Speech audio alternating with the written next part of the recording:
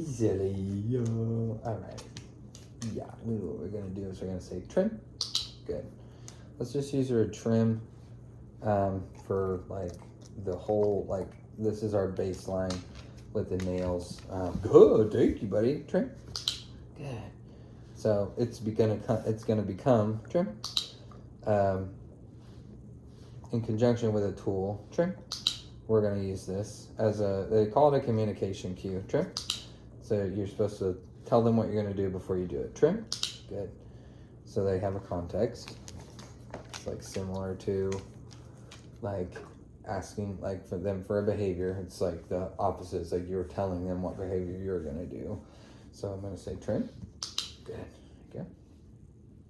And then I'm just taking like, you can cut, like if you got a cutting board over here, you can cut these Ziwi Peak like into like 12 pieces or something. Like, I mean, honestly, good job.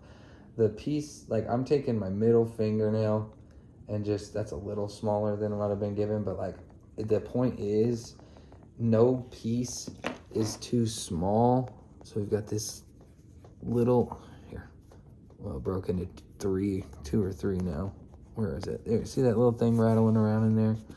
Like, he's getting little teeny tiny pieces. When they count as food reinforcers, they count as reinforcers as long as he's taking it. As long as he's accepting it as payment, following like a behavior or a sensation experience, then that is counting as a reinforcer. So I'm going to take my finger, I'm going to say trim. Good. And then I'm going to give him a food reinforcer. Like, those are crumbs. Those are crumbs that he's taking right now. Trim. But like, if you were really to like go whole hog, trim, on this, well, the good version of whole hog, reinforcement wise, trim. Rewards based wise, you can use like 100, 200 pieces, quote unquote, so like crumbs, to like really get him desensitized and counter conditioned for this trim, to where you're not seeing like any flinching, trim. This gets us closer to being able to do like the next step in the protocol, trim. Good. So right now I'm just touching his like paws themselves, where he has fur and not his nails, and then I want to be working towards actually touching his nails with my finger. And then like, so once you can touch it fleetingly, you know, then eventually like you're gonna want to be able to like rub his nail, or like, you know, kind of like, you know, massage his nail, working towards like kind of like gently gripping his nail, like, you know, this is a surrogate for the tool, like taking your nail and like rubbing it back and forth on his nail, taking your finger, I'm not sure what I just said just now, but like it's just like slow goings. But like any free time you have, then you can practice stuff like this. Like, it's not sexy, like it's not like something that somebody sees and they're like, whoa, like this person is such a great trainer, like when they do it, trim. But it's going to be effective over the long term if you stick with it and you're like, you're doing it often. Trim. Good job, buddy. Good boy. Good. Trim. It's important that you tell him what you're going to do before you do it. It's important that you reinforce after you've done the thing. If he needs to go take a break, if he needs to go walk away, then we honor that. That's fine. So yeah, I mean, as far as I'm concerned, like the smart money, like with this, is playing the long game. Good job, buddy. CQ. Good job, buddy. Yo. All right. Good. All right. Can you trim? Good. Trim.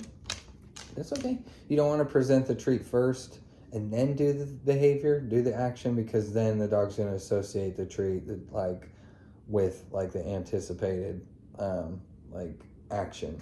Whereas, so sometimes, like I used to use peanut butter to like lure a dog to let me like trim their nails, and we, you know, restrained him, just like, you know, is typical for like the industry standard.